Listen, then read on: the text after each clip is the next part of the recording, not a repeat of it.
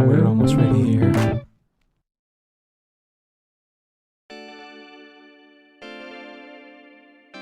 Hold on, I gotta play the theme and cut Louis off real quick.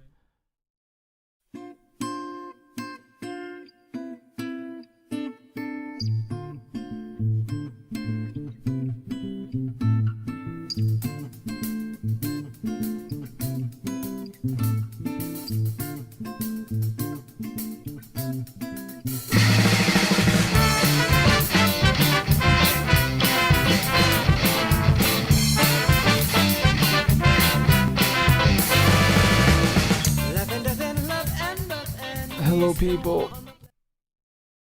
It's Thursday. It's the coherent stream. Hold on.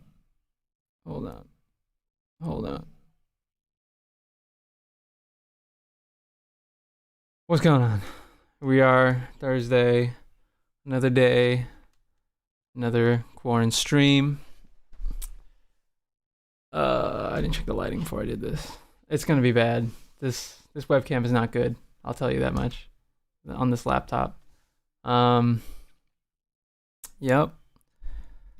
It's Thursday. How's everybody doing? You staying safe, doing all right.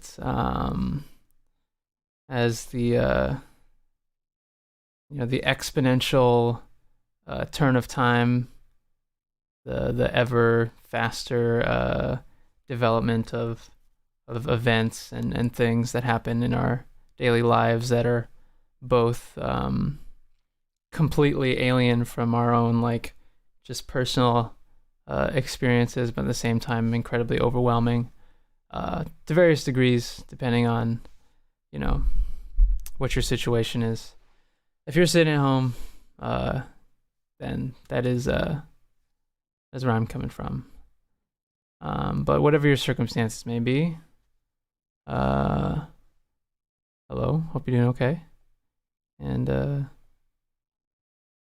let's do a little chatting. So real quick off the top, actually, I also do the normal housekeeping stuff. I mean, really nothing. The thing I was working on, I'm going back to my so before I had to dip out for a couple weeks, I was starting a little series to help me work on video editing, just doing really simple things, getting used to technology, where once a week on Wednesdays I would post something, a little ditty or whatever, and that would be my way to practice a bit of editing, a bit of shooting, working on lighting and things like that, without stressing too much about the content itself, except I did that once and then I had to dip, and then now I feel like I do have to stress about the content because it feels like there's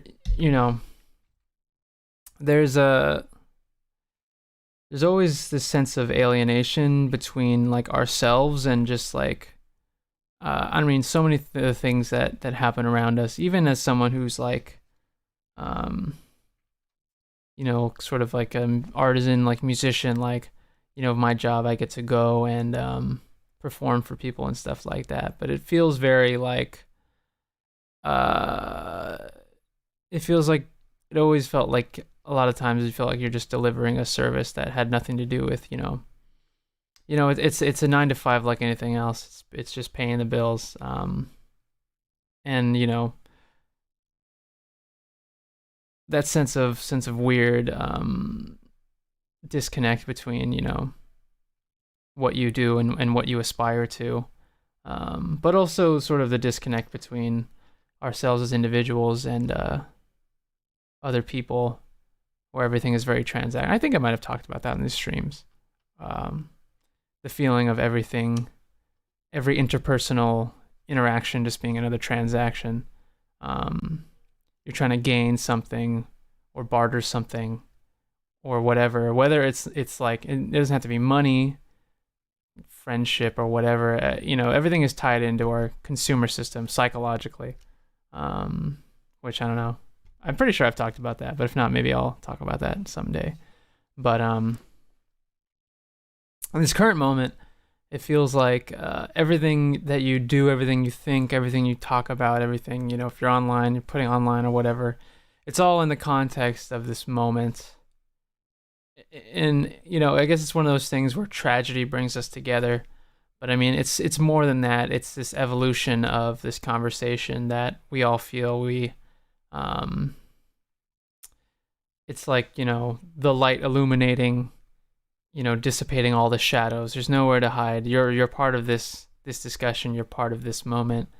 So everything that you do, especially as someone who, I'm trying to do things online and as like a content creator or whatever, just trying to figure out as a musician how I can continue forward in my career that is not going to look like what I thought it was going to, and just kind of overnight the reality of that. But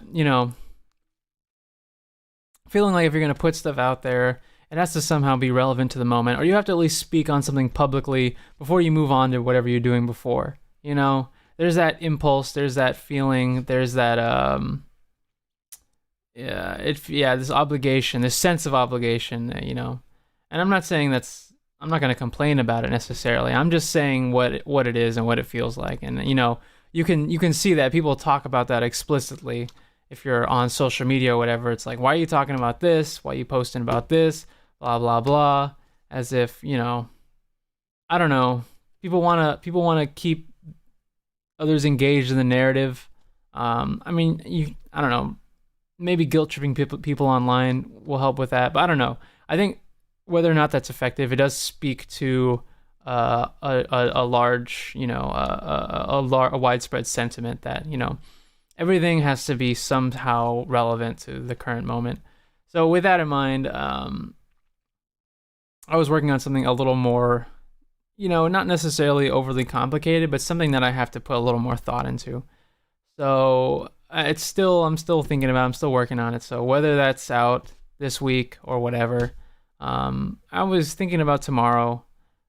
It's perhaps relevant tomorrow. Everyone's talking about Juneteenth, which I didn't know exactly the history of it. I mean, I know it's been talked about before in other contexts, and I try to be, decently aware of history. But I mean, there's a lot of things that you could know, and I don't know. It almost feels like I want to know these things because there's a strategic reason to know all these things, because then I can, whether it fortifies an argument or something like that, sometimes it feels like that, that is the motivation. But I mean, you could just learn things just to enrich yourself and whatever. But Juneteenth, so this was 1860 something. I hope I'm at least in the right decade. But it was in June. This was 2 years after the Emancipation Proclamation, where Union General marching through Texas, spread out the executive order that slaves were free and so on and so forth. 2 years after the Emancipation Proclamation. So this is sort of like the final, now everybody's free. But there's obviously been a lot of discussion about that recently because Trump was originally going to give this speech, this rally, on Juneteenth at the site of a historic massacre in Tulsa, and then he's like, "Oh well, I'll just do it the next day or something," because everyone was pissed off because it seems, whether the fascistic signaling is the more offensive part, or if it's just the fascism itself. I mean, either way, it's a bad look. But anyway, what I was working on may have some relevance to that. And I'm sure a lot of people are going to be talking about things on that day and putting things out. One thing I wanted to shout out, as regards tomorrow, Friday, June 19th, Juneteenth, is there's going to be a work stoppage. What's wrong with my keyframes? YouTube's telling me I have a keyframe error. How dare you? I don't know if I can do anything about it right now.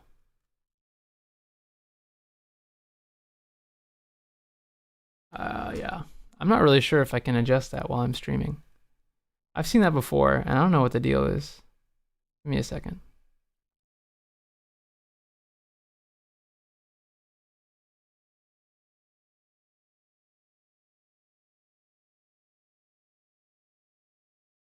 Whatever. Whatever. This isn't the highest production anyway. Anyway, yeah, I wanted to shout out. I need to have a better. So I have my laptops on top of my computer speakers, sitting in front of my computer monitor. So, and I have all my stuff like that I reference on my like desktop computer. So I have to like peek behind my laptop to look at what I'm doing. So anyway, so I wanted to shout out. You might have heard about this. The International Longshoremen Warehouse Union, longshoremen of the West Coast. So I'm just reading from this Vice article. On Friday, 38,000 union dockyard workers will shut down all 29 of the U.S.'s Pacific Coast ports to protest the killing of George Floyd in the most sweeping action yet taken by a labor union in solidarity with protests against nationwide police brutality this spring. The work stoppage, staged by members of the International Longshore and Warehouse Union, the ILWU, who handle billions of dollars of cargo, will be the largest work stoppage that one of the country's most powerful unions has undertaken in more than a decade. So this is great. I mean, the longshoremen are historically a fairly militant, radical union. This article goes on to describe some of their past actions as a union, particularly in response to sort of like institutionalized systemic racism. One of the first unions to desegregate in the 30s, I believe it was. Yeah. And I mean, apparently, so I don't know if this is not like a wildcat, like spur of the moment. This is something that like coincides with something that's like part of their contract where they take a day off to sort of a day-long union meeting or whatever. So I don't know. This is not necessarily like a show of force in terms of work stoppage, but this is a show of solidarity. But what it does communicate, and what it hopefully communicates, is that there needs to be a relationship between workers in this way, and what they're showing is the level of I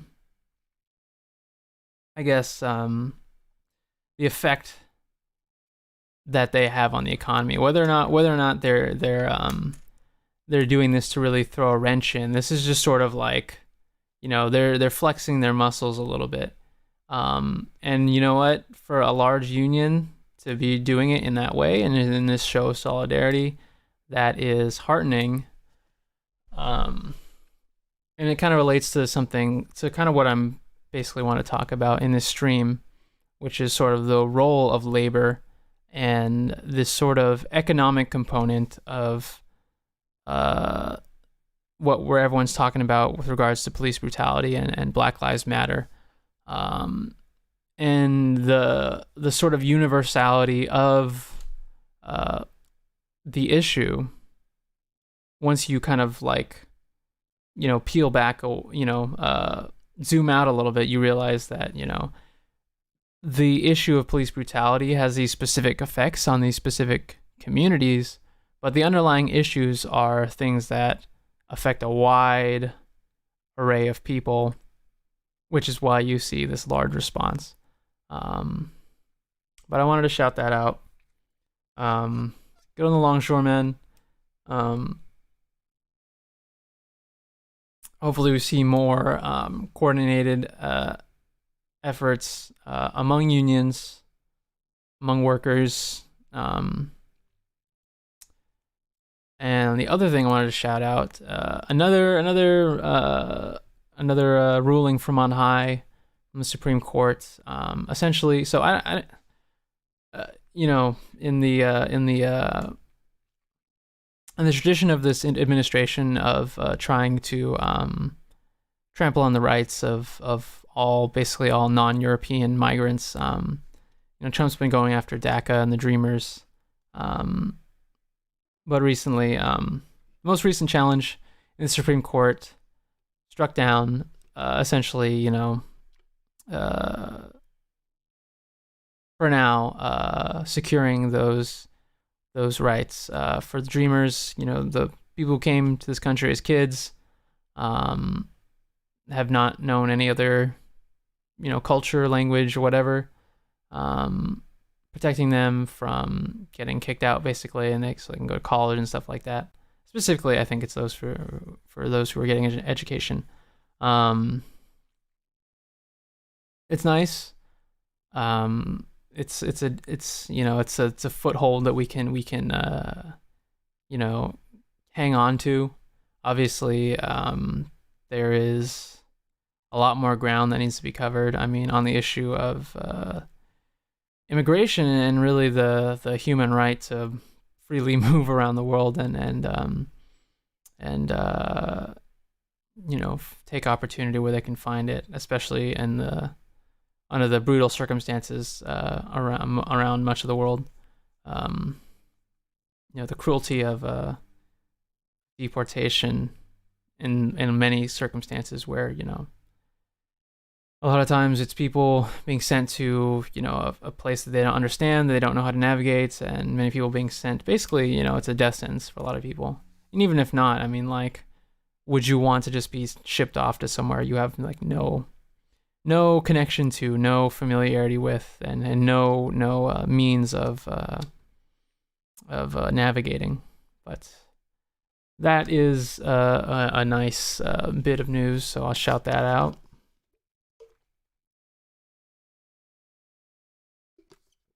Now for the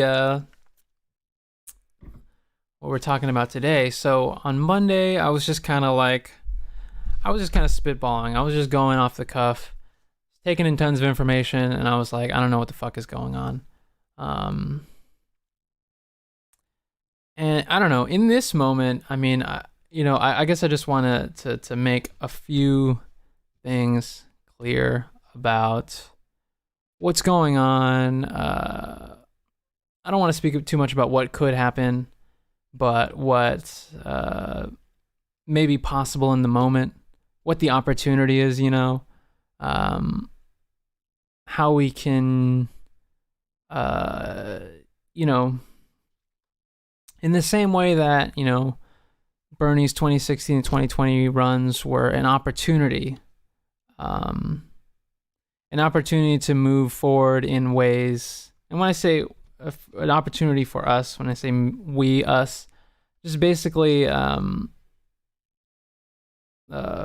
working class, people of various marginalized communities, a way to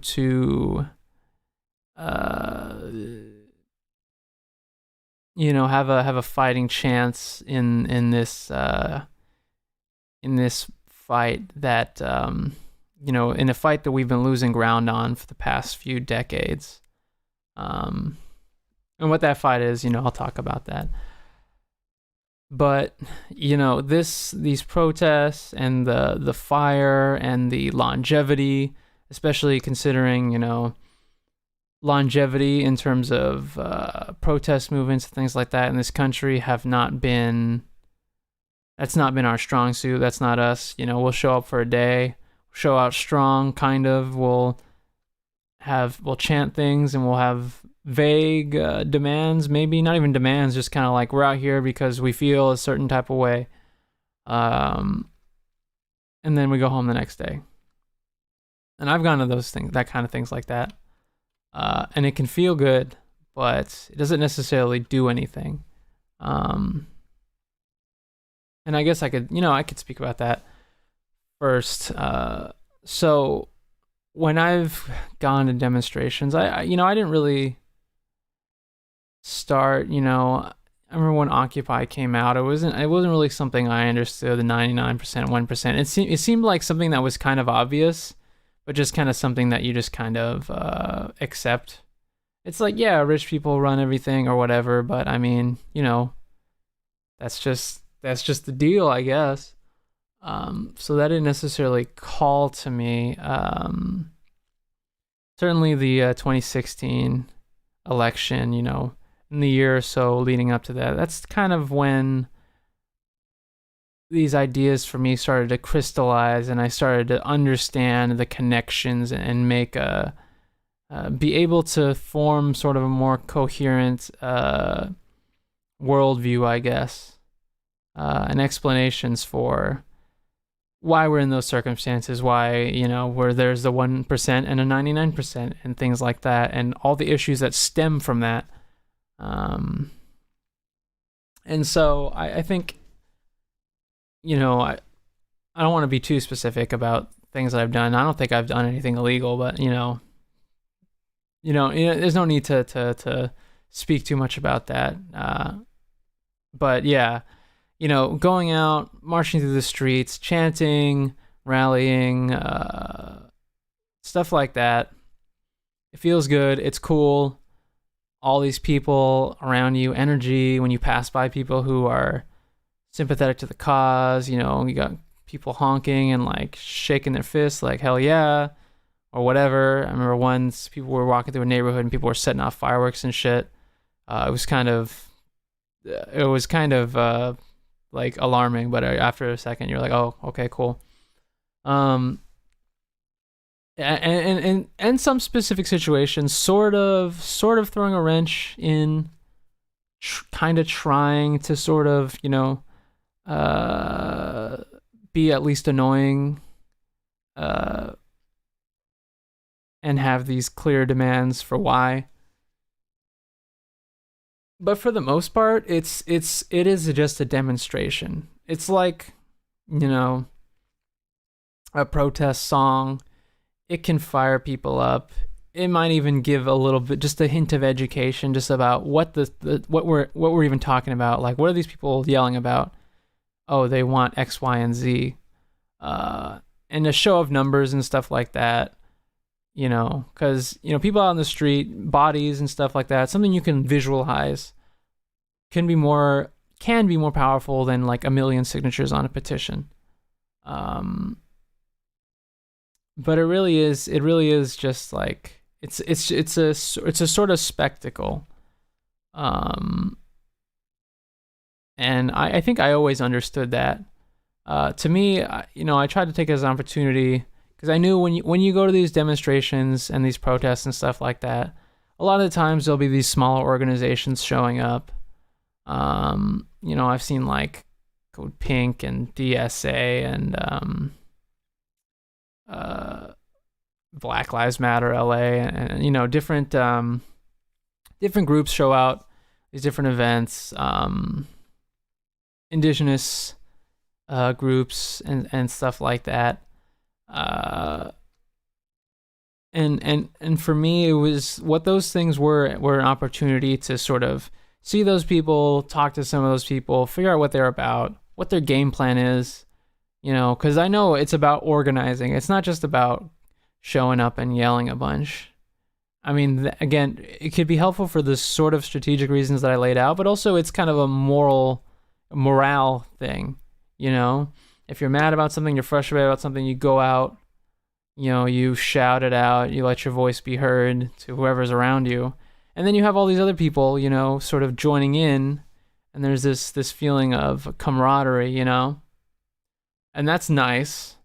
And it can be energizing. And if that helps you continue on and not get demoralized and beaten down by, the ups and downs, mostly downs, if you are on, this political side or whatever, it can help you re-energize. But for me, I always knew that it was gonna be about the organization. What happens afterwards? People are meeting and they're talking and they're trying to get people, educate people, put them in the right places and things like that, But I guess for me, unfortunately, I don't know. I guess I never found necessarily that group that called out to me, that spoke to me, and I think that's kind of on me. I mean, part of it is that, I was doing these things and going with my friends, so I sort of already had my group, and I'm still sort of figuring things out, and it feels like a different level of commitment when you're making an ideological commitment, which you kind of have to do if you're really gonna be putting, all of yourself into this thing, If you're trying to get a job or whatever, yeah, your job, you are submitting yourself, your body, your mind, and everything to do this job. But in a way, you can separate, your soul from it, even if it's something you don't necessarily want to do. It's like, well, I'm doing it for money, and that's fine. But when it's something where you do have to put that soul into, and there is always that looming threat of failure and embarrassment or whatever, because if you're fighting the hard fight, you're gonna lose most of the time, and so you feel like you want to make sure you're just doing everything, you're optimized, in that battle. It's like you're playing a video game and it's like, okay, I gotta face the boss, but I gotta go get better gear first, I gotta go level up or whatever. But in real life, there is no like final fight. It's just ongoing. And the fact of the matter is, like, you as an individual may fail. You may only ever fail in that fight. But you have to go out and do it anyway, because, the battle is larger than you, right? And it only the needle only ever moves forward if you're out there trying to push it, whether or not you achieve the level of success that you want. So that's I guess it's my mea culpa or whatever, calling myself out. But I guess that is sort of what I see in this moment. There's the cultural side is always strong. The cultural side is always fierce. The cultural side is always tenacious. When I say the cultural side, I mostly mean media and social media, people who are online or on TV or whatever, and scolding other people, and telling other people, this is what you got to do. This is why you got to do it. And mostly kind of like soapboxy kind of stuff like that. I mean, I mentioned, that the cultural side can be good. There are some victories that I don't think are nothing necessarily.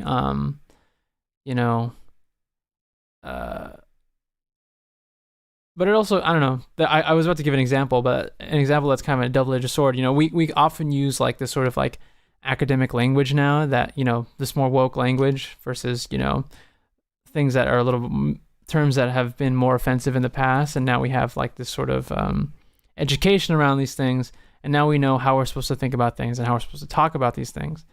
But I mean, that's super easy to co-opt, woke language. I mean, right wing does it all the time. And it gives them some fuel as well. So, I mean, it's a double-edged sword. On one hand, maybe some people become a little more enlightened on their views regarding race, maybe. Um, and then they understand, like, calling someone person of color or whatever, gives them some, more, I don't know, the dignity in the language, right? That's sort of the goal with those kind of things. But again, it's fairly easily weaponized, I guess. It has to come with. It can't be separated from the analysis, and it can't be separated from what people's material conditions are. But I mean, yeah, there are other aspects of the cultural thing. I know there are people out there who are motivated by guilt, because they want to think of themselves as good people and they want to do the right thing. And it may push them to contribute in ways that they might not have if they didn't feel compelled in that way. But at the same time, like, it doesn't necessarily, doing things because you feel bad if you don't, doesn't necessarily, it doesn't factor in the education necessarily. It doesn't factor in the organization, like the hard work of what it is of trying to bring people together for a common cause, against powerful enemies. It can do a little bit. It's like putting lighter fluid on a piece of shitty wood. But if the wood is shitty, then the fire's not going to last very long. And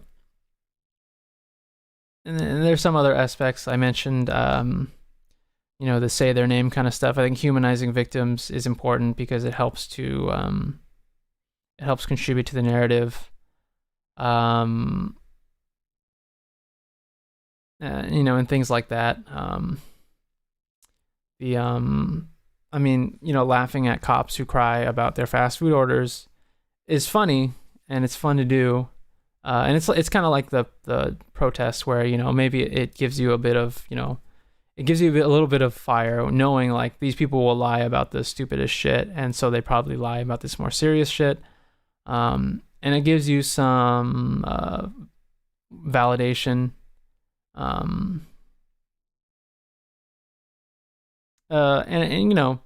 the more you can point these things out, again, it might help the narrative, it might help your case.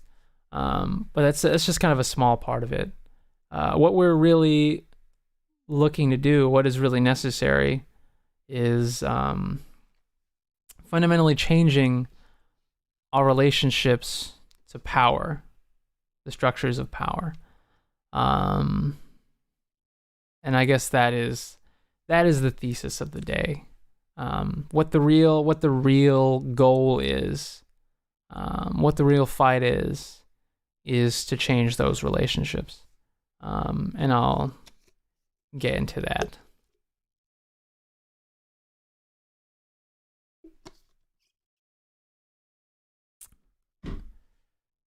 So I mentioned, I think I mentioned at the top of the stream, sort of what are the underlying conditions that create this massive, widespread response that we're seeing, that we have not ever really seen before. And I mean, if you're dense or you're trying to be, you're trying to be purposefully obtuse, you're going to be like, well, what is it about just like the fact that it was this one guy who got killed or whatever? And I mean, I don't know, going past the point of, going past the morality of making someone a martyr who did not want to be. I don't even think it's necessarily that we're heralding the flag of George Floyd because we want to think of him as this martyr who's been sanctified or whatever, in his killing. But it is something. There is some kind of standard that we can bear, something that communicates a more complicated more complicated relationship, more complicated structures that take a lot more time to articulate than just this picture of a man who was killed or a slogan like Black Lives Matter. You know, I mean, people attack the symbols and the slogans and stuff like that. I think because they don't want to engage with what's underneath, because what's underneath is a lot more. There's a lot more to it. Not that those things at the forefront of it are unimportant. It's just that the reason that this speaks to so many people, and the reason that we can use these, individuals as symbols or other slogans and things like that as symbols, is because I think on a sort of maybe even just a visceral level, we understand that those things are communicating a whole lot more than just what's on the surface. And I want to shout out Dr. Cornel West. I mean, he's been speaking about this for the past few weeks. I mean, obviously he's been speaking about these kind of things his whole life. But he did an interview with Middle East Eye that he shared on his Twitter the other day, and it kind of articulates a lot of things that I've been thinking about, obviously in a much more eloquent and specific way. But sort of, he was speaking on a number of factors, but sort of like, what is the global appeal? What is the thing that's connecting people all around the world to this one man in a city in America? And I think it's the fact that, he's always talking about, people understand the relationships that these different institutions have, and they understand what institutions who have power over their lives, what their actions mean for them, even if it's, across the world. And this is kind of something that usually, America, talking about the characteristics of Americans, we're generally pretty, we have a pretty huge blind spot when it comes to things around the world. Even, myself, I try to learn things here and there, but I can't say that I would even have like the level of perspective that, an average person anywhere else in the world might have. But I probably have more perspective than an average American would have. There's just this huge deficit, because oftentimes in other parts of the world, it is America that has a huge impact on the quality of their lives and just the different aspects and institutions that are in their environment. I mean, the fact that there's American military installation on like most countries on the planet should speak enough to that. But he kind of talked about, because if it was just police violence against black men, which is it is obvious. It's a very obvious statistic that is like inarguable, the level of police violence against black men, which is horrible on its own. But people aren't always, we have, what's it called?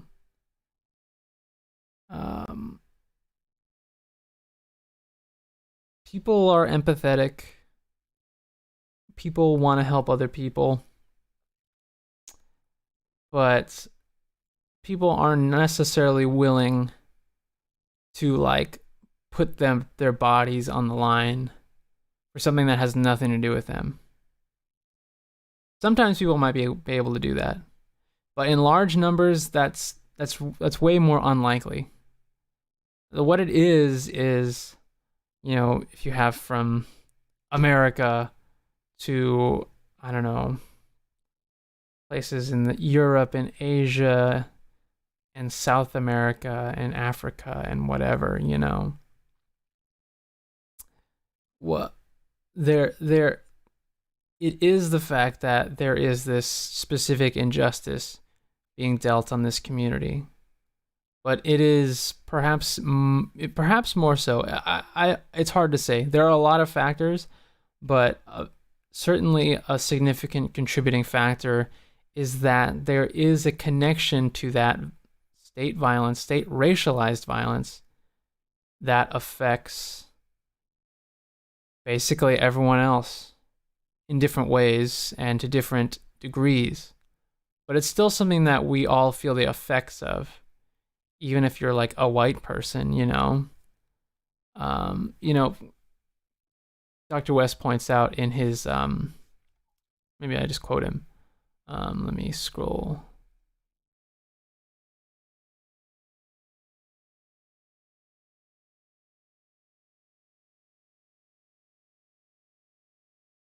Right. So, in talking about this and the fact that even this is a specific issue of violence perpetuated by law enforcement, he says, people don't like to point out the fact, my brother, that the police regularly kill about 1,000 fellow citizens every year, and about 1 out of 4 of those are black folk. You got a lot of non-black folk getting killed by the police too. We know that the vicious legacy of white supremacy and brutalizing black people has its own distinctive weight, but the police power deployed in arbitrary weight really cuts across the citizenry. Yeah. And then he kind of goes on about sort of people, what they're feeling, the sort of level of powerlessness and the lack of accountability in their governing institutions, and the sort of, you know, the failure of leaders and the elite to do anything more than what is symbolic. And I kind of talked about this. I think I mentioned this on Monday too. I talked about this a little bit in my stream that I did after Bernie dropped out of the race, where it was basically like, and this was just sort of like, we just kind of gotten into the quarantine. And I do want to talk about the implications of the pandemic on this moment, and how it sort of opens up everything that we're talking about. How it shines a light on all of these inadequacies and these failures in a way that drives, you know, tens, hundreds, thousands, millions of people out onto the streets. And basically, you know, my sort of rallying cry, I guess my call to action in that moment was sort of, you know, the Sanders campaign. People call it the compromise. He is the compromise candidate. What the compromise is that we still give legitimacy to the electoral process, and in exchange, the Democratic Party recognizes the demands of their base and the needs of their base, and allows a leader that reflects those views and those needs to step in and do what no other Democratic president has done since like FDR. That's the compromise. Legitimacy for legitimate change. And they said, no, fuck that. You get to make the lesser of two evils choice again, lesser of two evils. Again and again and again, and continue to lower your standards and continue to eat dirt, because we'll never give you anything. That was basically what they said. That's what they were communicating in the primary as it shook out. So my call to action was that, you know, these institutions, they're not going to save you. When you're sick with corona and your coverage will not, your healthcare will not cover your expenses, when you can't go to work and you can't pay rent and you can't pay groceries, when people decide that wearing masks is fascism, your government, the institutions of power, your representatives, they can't do anything for you, and they won't do anything for you. And you can't expect them to, because you never demand anything. You will always roll over because that's all you can do. So they're not going to give you anything. Why? They have all the power. They have all the resources. Why would they give you anything if you're just going to go along with it anyway? So you can't rely on them to save you in this moment. They've already failed. They're constantly failing. They're going to continue to fail, and many more people are going to continue to die. And they're just gonna shrug and be like, well, we got you $1,200, which I still haven't gotten that yet. I did get the extra unemployment money. There is that. So thank you. Thank you for that. I mean, it's free money, I guess. But for the most part, they're not going to do anything to fundamentally address the issue, because why would they? When it's been an issue of hunger and poverty and homelessness and things like that in other communities in the past, the money's always been there. The resources have always been there. I mean, sometimes it might take work to address those issues, but in a lot of cases, like all the things that we need are basically there. We just kind of need to pivot what we're doing with them to actually address people with those needs. But we never did. They always made excuses about it. So why in this moment, just because everyone else is suddenly having those problems, they're going to be like, well, we said we couldn't solve any of these problems for the past 40 years, but actually we could have, so we're just going to do it. They can't. They're not going to do that. They can't do that, because then they would have to reveal that they've been lying the whole time, or not trying and just saying that they did. So the responsibility of people is to stop giving, as much as you can, stop giving those institutions legitimacy. I mean, if they do anything for you, cool, make use of that. I'm not going to say no to extra government money or whatever. But I understand you don't owe them anything, because they're not going to give you anything. And we really have to be looking at how we can start to build institutional power outside of these traditional institutions, which, sounds, I could just say it. Even if I say it, it sounds hard, because it may be impossible. But that's really the only true alternative, because as I said, they're not gonna actually solve these problems. We have to find a ways to force their hand, or just make them somehow irrelevant. And in small ways, communities have done that. And I shouted out mutual aid and stuff like that. I shout out workers' unions and stuff like that. Those that use the power that they do have in order to move the needle in the direction that we need it to be moved. That was that situation. Or that was that. That's what I was talking about then. As it is now, it's a different conversation, but it's not really a different thesis in any way. I mean, the scope of it and the opportunity that we have now is different. But I think the strategy is essentially the same. And the way that shakes out is, one, people are already doing the mutual aid stuff. Protesters setting up medic tents and mutual aid sites and things like that. And local governments being forced to consider alternate ways for their city to do policing, with demands of actual real people on the ground. And that's the side of it in terms of engaging with your political institutions. That's the side of it that you can't just you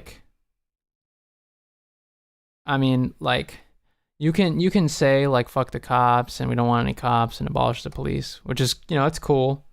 And if you have like a really clear demands and really clear strategy, that's better. But also taking advantage of what the current conversation is, in terms of trying to get something with the opportunity of the current moment. That is like sort of like the best bet, right? Like you have in Minneapolis, they're like, okay, we're gonna disband our police department, and we're gonna replace it with something else. We're gonna take a year. We're gonna talk to people and figure that out. That's the opportunity to actually. You're not gonna overturn our whole economic system, which kind of props up all of these issues. I do want to talk about that specifically. But you're not going to overturn capitalism in 2 weeks. But you might be able to coerce your local government into doing something that is better for your community. And I'm not saying to accept whatever they give you. But I guess I'm just talking about, how to take advantage of the current moment. As with the title of the stream, don't get it twisted. I talked about it on Monday, all the symbolic bullshit, all the kente cloth and the kneeling and the dancing and the painting of the murals and stuff like that. That is literally nothing. That is worse than nothing. That's like offensive. That's like, I don't know, somebody punches you in the face, and then you say, what the fuck? Why'd you punch me in the face? Should apologize. And instead they like fart and they walk away. That's worse than just walking away. They wanted to spit on your shoes or whatever, or some other thing that is like, pretending to be nice and pretending to have some sort of empathy for your situation, but actually doing nothing. But it's even worse because these people literally have power over your lives, and they're doing all this symbolic shit like they can't do anything else. I didn't mention this on Monday. I don't know if you guys saw. It was Cuomo was begging people to go home, and it's like, yeah, you got what you wanted. You got what you wanted. We'll ban the chokeholds, and we'll paint Black Lives Matter on stuff, and just go home.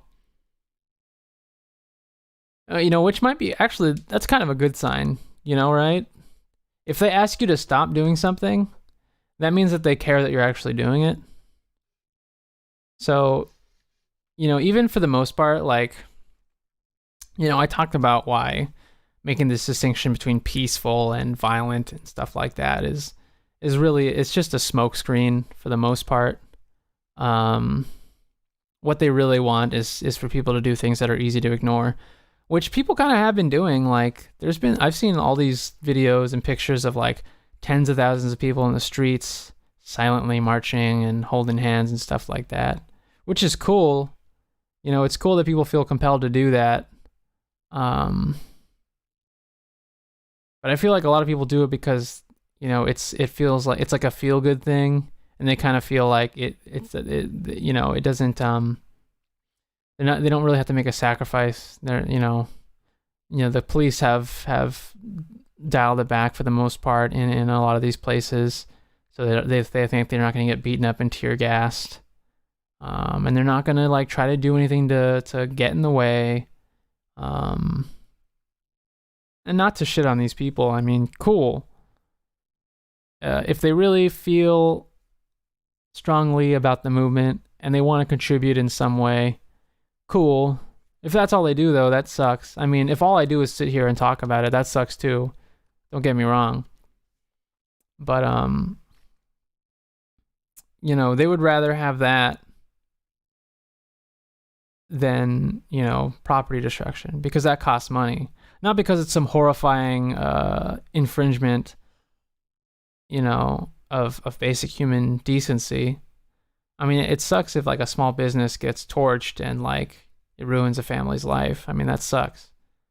If a fucking Walmart or a Target gets smashed up, honestly, who fucking cares? But but that is supposed to be seen as horrific violence. But anyway, you know, as I said, you know, if they're complaining about you doing something and they're saying to stop doing it, then maybe that means something. Maybe that means, you know, that doing that is actually good and cool because it's annoying to them in some way. I mean, like, you know, I talked about how demoralizing the police actually might be a helpful thing in the long run. You're getting, you know, all these cops quitting and stuff like that. I mean, if that's coupled with shrinking of police departments and the demilitarization of police and the transferring of funds from police departments into other areas of these cities and municipalities, great. If it's only the cops quitting, you know, that might not be so great because they can always get hired somewhere else, or they just come back once they feel the heat is off their backs or whatever, and they feel like McDonald's will get their order correctly or whatever. I almost made the thumbnail a picture of that cop who was crying about her McDonald's, but I was like, it doesn't feel right for some reason, so I didn't do it. But I almost did, because the shit like that it's funny. You know, get that good Schadenfreude. But I don't know. There's a lot of fronts that can be fought, I guess. But the core strategy, I mean, we're not going to have like a glorious revolution on the streets. I mean, you might, I don't know what chance a group of regular people would have against like a battalion of cops with live ammunition. And I don't even know what kind of people would be willing to throw themselves into that kind of situation. So, I mean, you got these right-wing militiamen going around shooting people or just standing around with their ARs and bats and shit trying to intimidate people. But really they're chicken shit. That's why they have guns and stuff like that. And that's why they love the cops, because even they're like, oh, you know, these guns protect my freedoms and shit. You know, if the government ever tries to fucking take my freedom away, I got my gun. No, they fucking love cops and the military and shit. These are like premium grade bootlickers, and they're totally chicken shit. So the only reason they're out there shooting people is because they know they can get away with it. They know that they're on the side of the cops, and the cops are not going to try to stop them. There was that guy who ran through the crowd of protesters and he shot somebody, and then he ran up to the cops and he was like, I did it, guys. Or even the fucking idiot in New Mexico who was like the son of a sheriff or some shit, who shot somebody, and then he immediately just like sat down and was like, don't hurt me. And the cops are just like, yeah, whatever. They arrested him for his own safety. I don't even know if he's gonna end up getting charged. He got charged for something, but I think that charge was dropped. But he might be get charged for something else. It's hard to say. But yeah, those right-wing militias, they're fucking pussies. It's not the same as like, you know, a worker revolution in this country, like that's actually like militarized, and you know, that's probably not, who knows what's going to have to happen till we get to that point. I mean, that is like, that's not some sort of like cool, like desirable situation. That means like the situation has to get pretty fucked for it to go down that route. But you know, barring that, it's really it's about turning this energy into something more sustainable.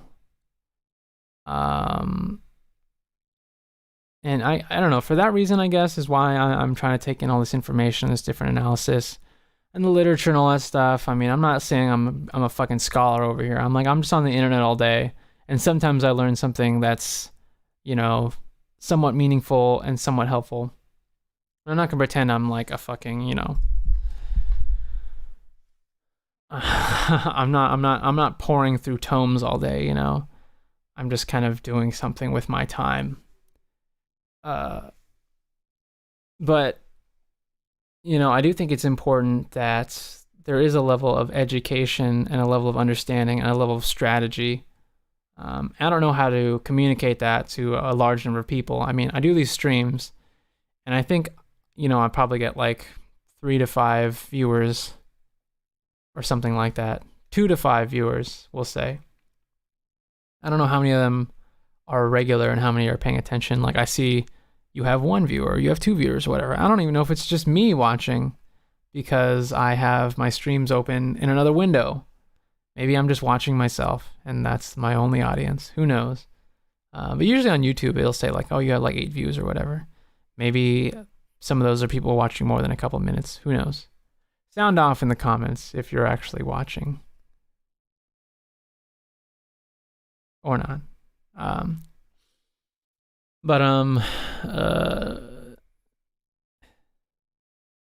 Right. So how do we build this energy into something that's more long lasting? I think part of that is just how the situation develops, like what governments are actually doing. I think for the most part, people understand when it's just symbolic bullshit. I think that's why people are tearing down statues and shit, because that's something symbolic that actually is like kind of meaningful.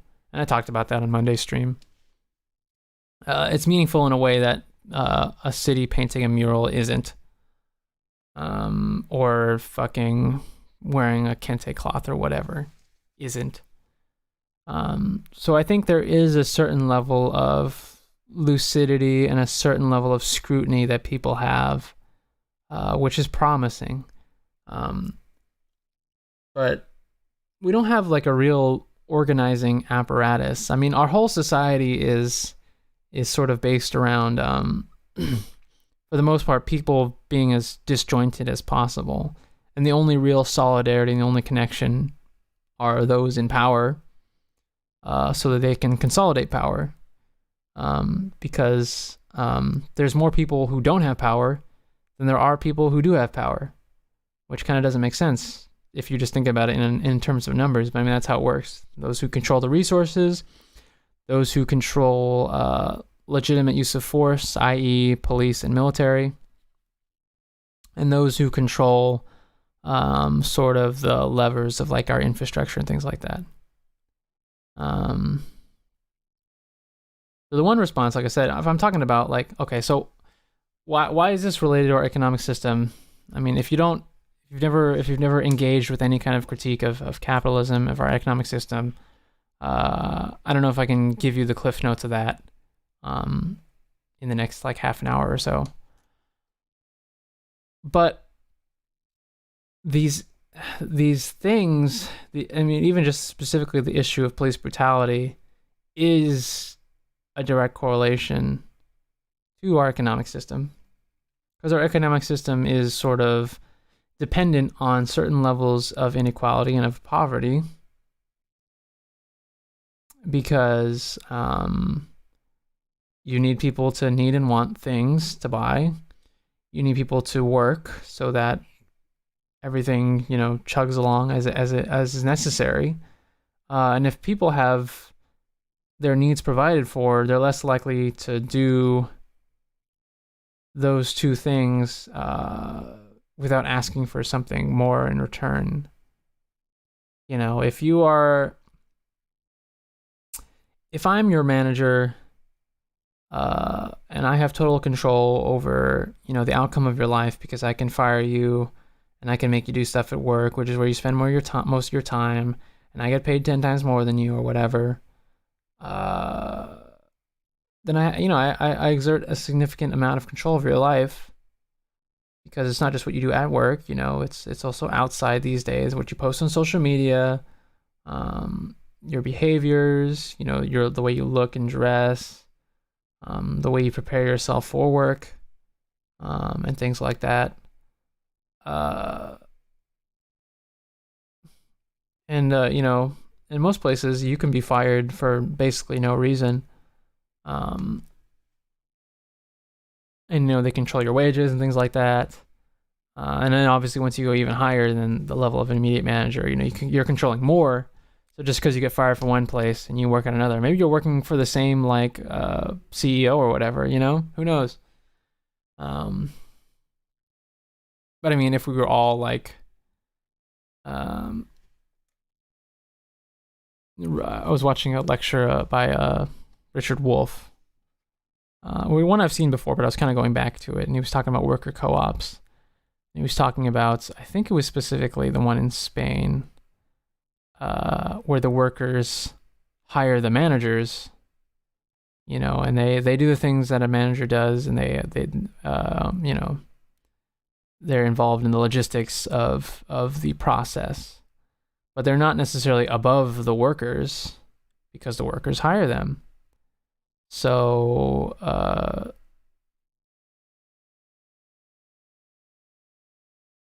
I totally forgot what my main point was. I think it was something like, the relationship that you have fundamentally changes. Right. If you have more power in the system, say if you're the one who gets to decide who the manager is, you're gonna have a little bit more. You're not gonna be willing to put up with, normal bullshit that someone might have to deal with the manager. If your manager sucks, or if they are belittling or power hungry, or any number of things that a normal boss can get away with, from the smaller to the larger.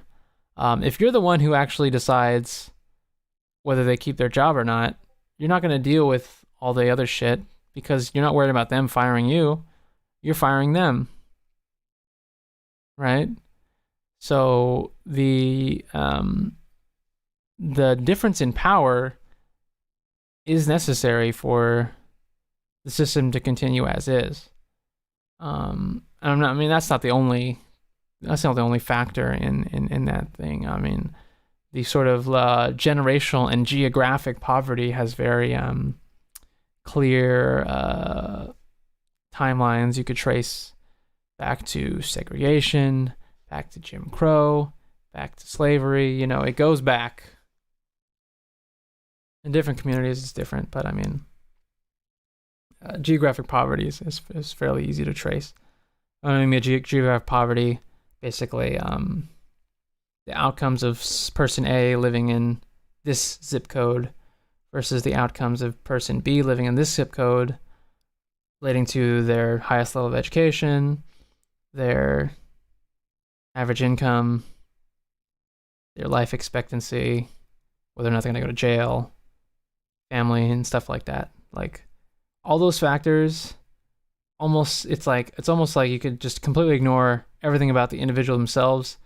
If you just look up their zip code, you can pretty much, get in the ballpark of all those things.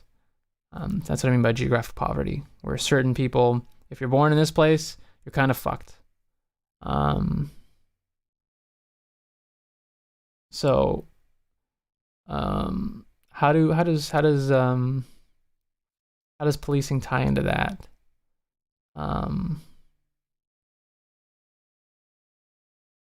Basically, as an institution,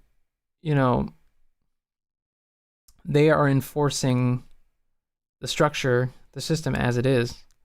And you often see policing in excess in these areas of higher poverty. And it's crazy, in like places like New York and Los Angeles, where the police budget is like over half of a city's budget. And the city has all these other problems that they're not addressing. I mean, it's kind of the same thing with why Democrats won't just give you money and housing and stuff like that. It's like, it's not because they can't, because the money is there. It's just with the cops. So why are they using the money to pay cops to shoot tear gas and beat you up and shoot you and stuff like that, instead of just giving you a house or whatever? Let me first talk about why they have to do all those things. Because you need to enforce enforce those inequalities, enforce that system. If people don't have opportunities where they are, they're going to create opportunities in other ways that are oftentimes in conflict with the law, drugs, sex work, theft, whatever. Because they don't have access to what we consider more acceptable sources of income. So they turn to those things. So you have cops going in and cracking down on that.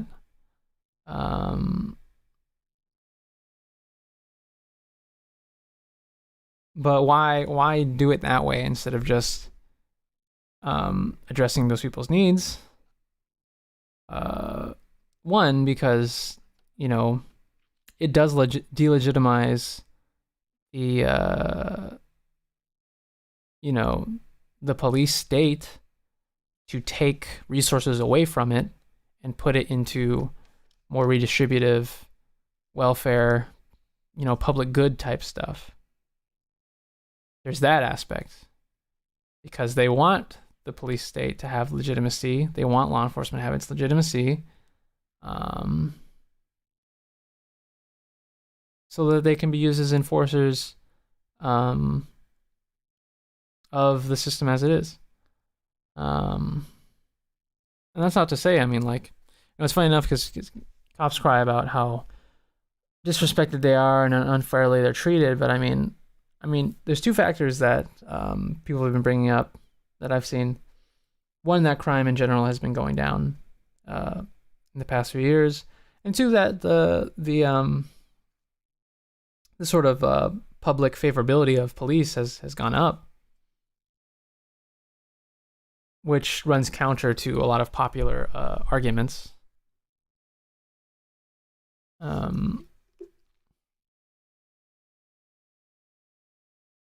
But it is true if we take those resources away from cops, we take some of those responsibilities away that people are saying, like, instead of sending a cop in to do a wellness check, send a social worker, mental health expert. All these different jobs that are done by the cops, who always show up armed, always show up prepared to use lethal force, essentially. Give these jobs to people who don't have guns and are trained in those things specifically. And it would be way better for society in general. And I will say, I brought this up, like, obviously, in terms of like abolishing police, that's still a pretty unpopular proposition. I think most people want to feel like they have some sort of, like, if they're gonna get robbed, or if they're afraid of being hurt or whatever, or something like that. They want to feel like they have some sort of they want to feel protected, and that's fine. But I want to go further into why it's so much pulling teeth to take those unnecessary things away, the military weapons and all the excessive force and all these things like that. Why do they want to just retrain them and give them more money to retrain on bias and ban certain things and blah, blah, blah, instead of taking that money and putting it into other things? It's the same thing. If they admit that they could give you more, then you have to sort of question why they don't just do that in the first place. And then it leads you down a path of demanding more from your government,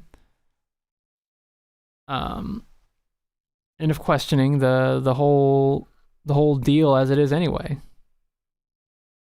If my government could provide for me and I don't need to work 3 jobs and society works just fine without cops all over the place ready to kick your ass for smoking weed or kill you for, I don't know, a broken taillight or whatever.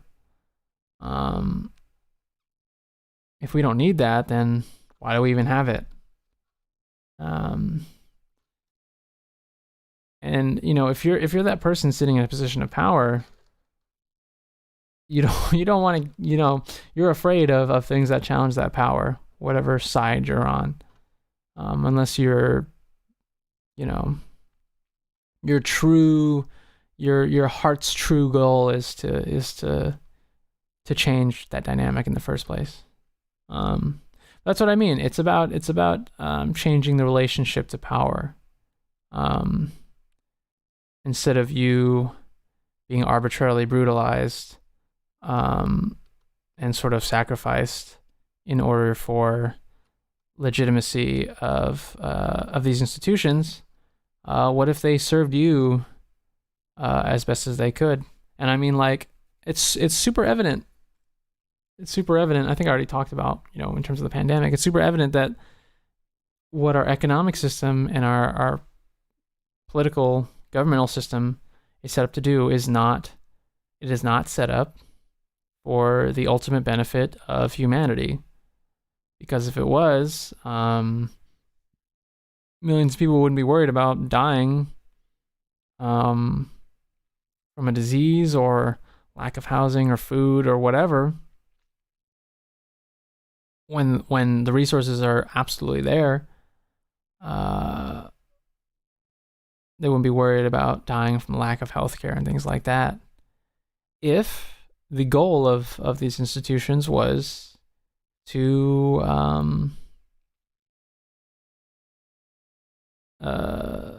strive for the absolute best of to give the absolute best lives for people.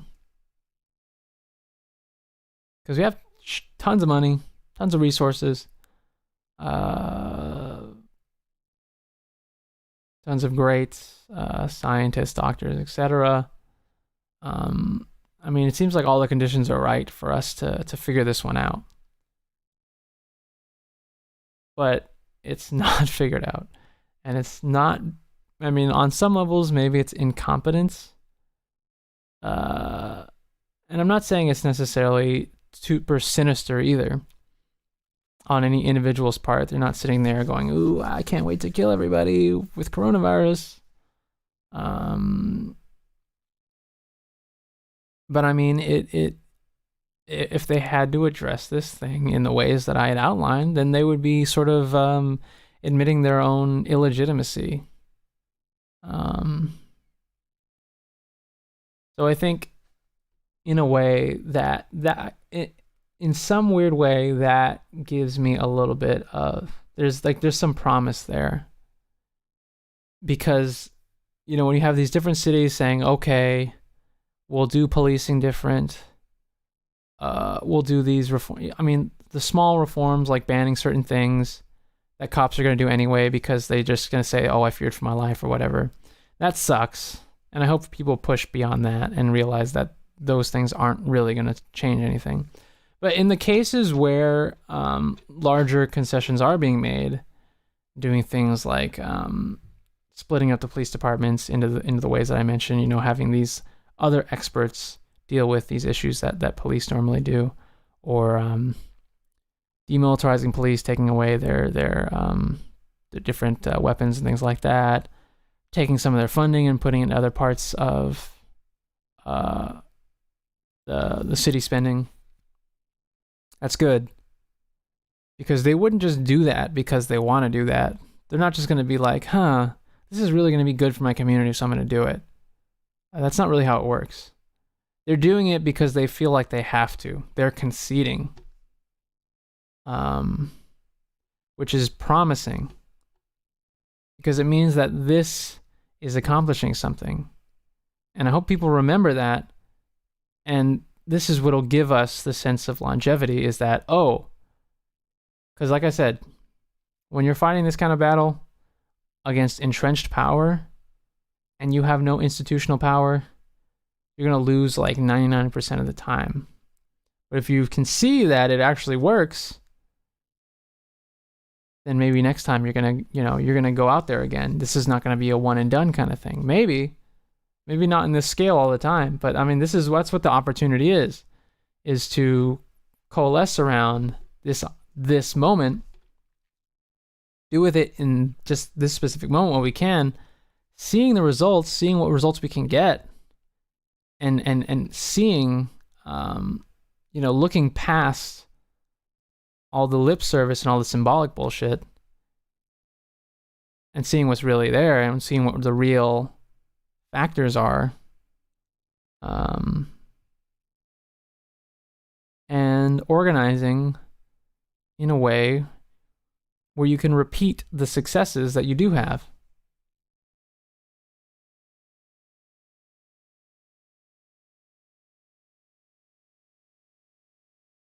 So, I mean, yeah. That is our opportunity in this moment. I mean, obviously, parts of this are going to devolve into to really pointless stuff. People are going to bicker about stuff that kind of doesn't matter. And there's going to be a lot of all these other smoke screens thrown out, and a lot of symbolic stuff thrown out to sort of appease people or to confuse people or whatever. And I'm not even speaking about some of the more dubious things like these people being hanged around the country. I mean, yeah, that's suspicious. But I'm gonna wait to really speak on things like that, at least in this way. I mean, if it's like a one-on-one bullshit session, maybe I'll be like, they do this shit. They really do that shit. Look at Ferguson. Look at COINTELPRO. That shit happens. So, I mean, I guess if I'm talking about that, I mean, yes, be safe. Try not to post stuff that's too outrageous. Try not to dox anybody. And just keep an eye out on your friends who are doing their thing. But I think that's not a bad. Let me check real quick.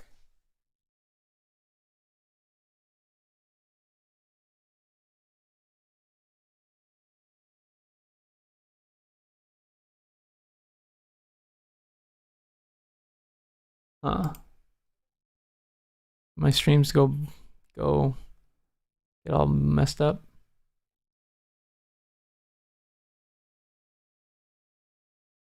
How do I see my my chat? Where's my chat at?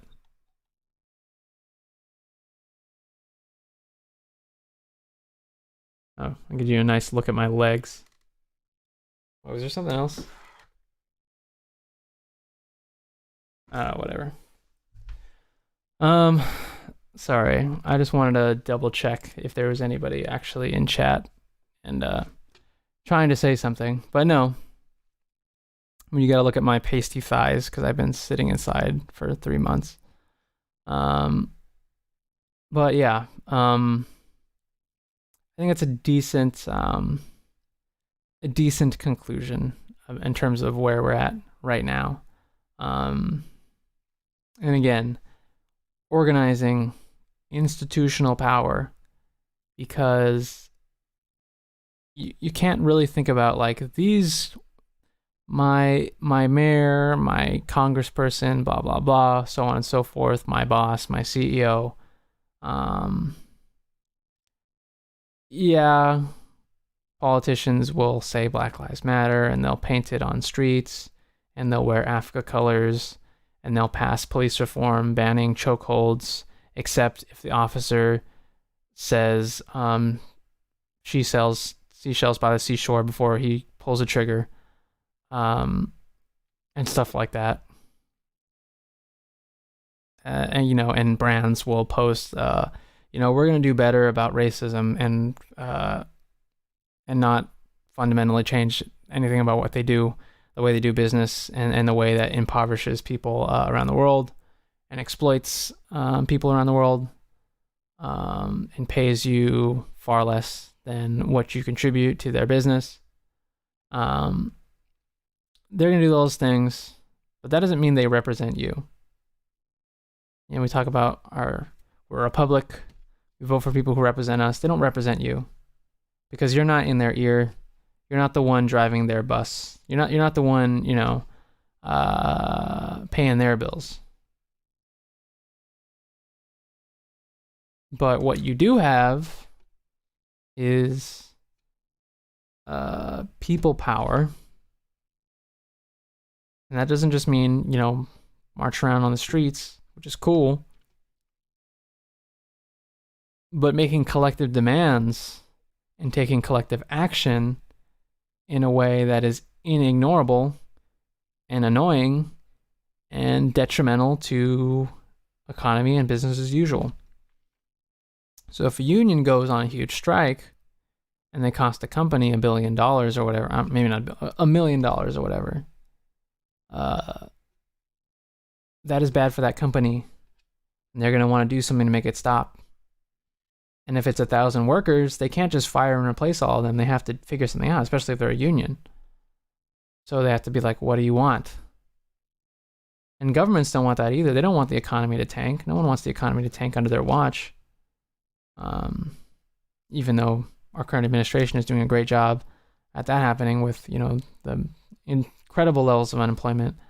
But the stocks are doing good, so whatever, right? Anyway, the economy is a key factor in making these things happen. You as an individual, in terms of the cultural part, you as an individual, you can go around, you can help educate people, help them understand how to be less racist, spread literature, spread stories, try to connect to people, and get them engaged, and hopefully have them join in and be a part of the fight. As an individual, you can do that. And that can be powerful. That's not nothing. You can donate to different things. And I mentioned on Monday, donating is not necessarily a way to fortify a movement. I mean, if you're donating to like a bail fund and a bunch of protesters are arrested, maybe in a way you kind of are fortifying the movement because you're keeping those people out of jail. To me, donation, it depends. Donation can kind of be more of like a thing in the moment, which is similar to engaging with individuals. It's similar to charity. Good, fine, great, do it. Thanks for doing it. But it's not necessarily going to be our primary strategy. So the smaller scale individual stuff you can totally do. It's totally great. Please do it. That's not the primary tactic. The primary tactic is stuff like we're seeing with the longshoremen, like with those bus drivers in Minneapolis when they refused to bus protesters to jail. Acts of solidarity taken by a large group of people, hopefully, a structured organization like a union or something like that, or some kind of activist organization or whatever, or just a community of people. Actions by those groups taken to specifically disrupt flow of commerce, business, whatever. You're getting in the way of something. Because if you get in the way of something, it has to be addressed. If you're going around and doing things in a way that is very inspiring but very easy to ignore, you're probably not going to get much done. Unless it's like super sustained, maybe. Like if like 100,000 people were out every single day for the rest of the year, and all they did was hold signs and march around, I don't know, maybe that would do something. I don't know. But it's more likely going to be effective if people are out there getting in the way, because it can't be ignored. And not even just because you're not gonna topple the whole system with one strike, but it'll scare them. Like there was that government shutdown a year or so ago, and airline workers stopped that like in like 5 minutes. It was raging on. They're like, yeah, nobody's gonna fly. And they're like, oh fuck, okay, we'll figure this out. Again, you have to do that because they are not representing you. They don't do it for you. They're not going to save you. That's not what they're there to do. That's not what the system is set up to do. That's not its goal. It's not just going to work itself out. And people throughout history who did these things, they didn't do that without being hated, without being targeted, without being beaten and killed. Not to scare anybody, you know. I don't want those things to happen to me. And I'm making the calculation about, you know, how much I'm willing to sacrifice and things like that. But the strength in numbers, you know. And if we can understand what the different factors actually are, we can understand how the game is actually played, we can understand what our position is, that strengthens us. It's not the only thing. That's like step number one, but it does strengthen us. It gives us purpose, and it clarifies what our demands actually are. So that's sort of my take on the overall issue. Why is it appealing to so many different people? Why are so many different people out there? Why has it been going on for so long? I mean, part of it, Corona, people cooped up, people who aren't working, people who have less to lose, people who want to feel connected to a moral cause, a lot of different things. But the fact that these issues are so fundamental to most of our experiences and affects a lot of us in negative ways. Just because different people benefit from different ways in which it is like racialized or whatever. I mean, white people getting killed by cops, and there are poor white people and stuff like that. And we have to address the ways specific marginalized communities are mistreated in their various ways. Trying to build the biggest tent possible and address what gives these issues their teeth, you know, because one person can fucking hate me for whatever reason, but if they're scrawny and they have no friends, then, you know, I might feel all right. But if one person hates me and they have like a fucking army on their side, that's more of an issue, right? So it's the relationship to power. Again, I'll reiterate. That is what the we need to focus on. But anyway, again, hope everyone's doing all right. Hope everyone stays safe as they can. If you're going out, for whatever reason, you know, wear a fucking mask. There's people out here who don't give a shit. And they buy weird conspiracy theories, and they're just being assholes about it. Try to wear a mask. Try to be nice to people. If you're going out and buying stuff, be nice to people who are putting their lives on the line because they have to, and are getting paid minimum wage. Talk to your friends. Try and educate each other. Sharpen the steel and all that. And take some time for yourself to do your own thing. Personal growth, personal enlightenment, whatever. Play some video games. Drink a soda, drink a beer, whatever, man. But just keep the key points in mind. Keep the big fight in mind. Keep your North Star shining. You know, I mean that is really for me. Like whatever I'm doing in the moment, whatever ups and downs I'm experiencing in the moment. If we can have that compass, you know, that is what takes you in the long run. And that's fortified by one, our knowledge, and understanding of the things around us, and our understanding of ourselves on a sort of spiritual or whatever you want to call it level. It doesn't have to necessarily be spiritual, but you know, that's encompasses sort of that realm. And of course, our connection with the people around us. Because as I mentioned sort of at the beginning of the stream, there's so much of our society that is puts these weird barriers in between us and other people. So making connections with people, relying on other people,